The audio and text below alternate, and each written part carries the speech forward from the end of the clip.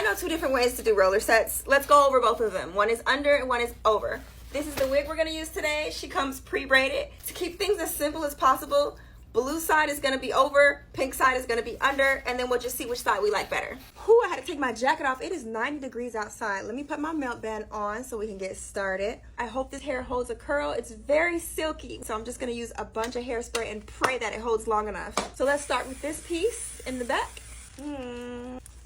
I got my clips ready. I feel like when the clamp is on top, then you're curling over.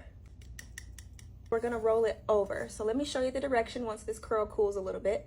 I hope you can see this. Basically, I'm rolling it like this. We're gonna clip it like this. I'm gonna just give it one more spray. All right, now we're on the pink side, so we're gonna roll the hair underneath. Rolling it slowly but tight and as neat as you can get it.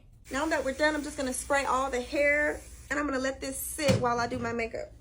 I feel like the blue side is gonna have more volume than the pink side because I rolled the blue side over and I rolled the pink side under. This is the pink side so far and it's giving cheerleader. It looks cute. Let's take out the blue side. What if they end up looking the exact same? Oh my God. Under, over, volume at the root, volume at the ends. But honestly, they both look really, really cute. Oh, I left one. Which girly are you? Are you an over or an under roller? They both look so pretty.